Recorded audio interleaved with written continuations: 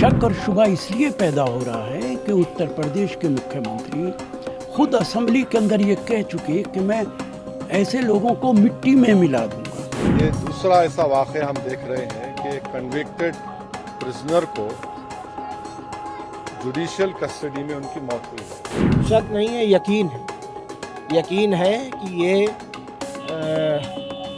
स्वाभाविक मौत नहीं, संयोजित हत्या है। 28 मार्च की शाम उत्तर प्रदेश के बांदा जेल में बंद मुख्तार अंसारी की कार्डियक अरेस्ट से मौत हो गई। जेल में अचानक तबीयत बिगड़ने के बाद गंभीर हालत में अंसारी को मेडिकल कॉलेज लाया गया, जहां इलाज के दौरान उनकी मौत हो गई। 29 मार्च को मेडिकल कॉलेज में पोस्टमार्टम के बाद शव उनके बेटे उमर अंसारी को सौंप दिया गया। लेकिन मुख्तार अंसारी की मौत पर अब विवाद बढ़ता हुआ नजर आ रहा है।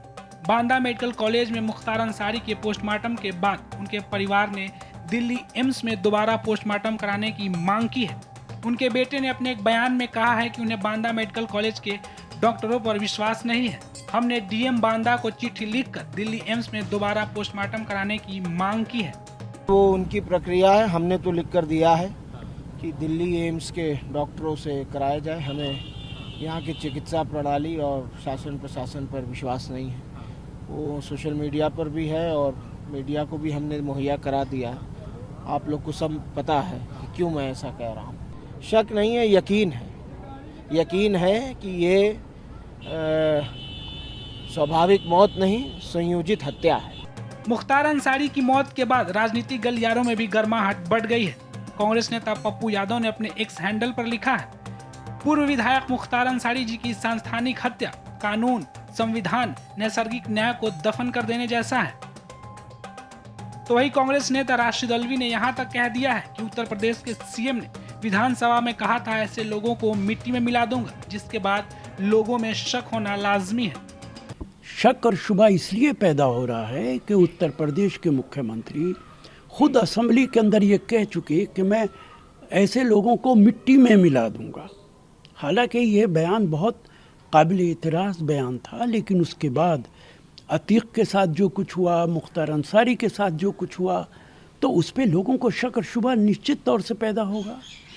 और जिस तरीके से सरकार ने पूरे उत्तर प्रदेश में दफ़ा 144 लगा दी, बहुत सारे ज़िलों में सिक्योरिटी बढ़ा दी, अगर उसकी नेचुरल डेथ है तो इस सिक्योरिटी बढ़ाने का क्या मतलब है? सरकार किस बात से डरी हुई है? फिर तो ये सब नहीं होना चाहिए था। इसलिए अगर इसकी जुडिशियल इंक्वायरी होती है तो बहुत अच्छी बात है। साथ ही AIMIM के अध्यक्ष असदुद्दीन ओवैसी ने भी इस मामले में सही जांच की मांग की है।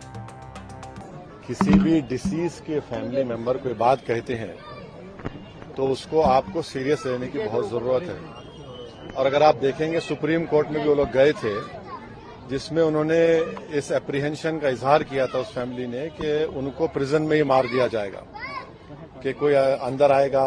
और फिर सुप्रीम कोर्ट को उत्तर प्रदेश की सरकार ने ये बताया कि उनकी हिफाजत की जाएगी, उनकी जान की। और जब उनकी फैमिली कह रही है कि उनको स्लो पॉइजन दिया गया है जिसकी वजह से उनकी मौत हुई है, और उनके बड़े भाई जो MP हैं वो ये कह रहे हैं कि जिस जेल से अस्पताल को लेकर गए वहां पर वो कंसर्न डॉक्टर्स नहीं थे जो पॉइजन उनको दिया गया, और उसके बाद उनको फौरन 1 दिन के अंदर या 2 दिन के अंदर वापस हॉस्पिटल जेल भिजा दिया गया, जिससे उनकी मौत वाकई में हुई है।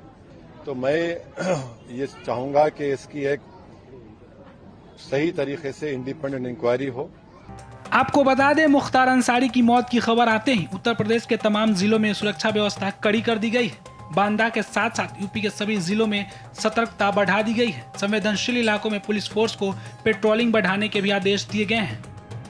हमसे जुड़े रहने के लिए हमारे YouTube चैनल को सब्सक्राइब करें और नई वीडियो की नोटिफिकेशन के लिए बेल आइकॉन को दबाएं।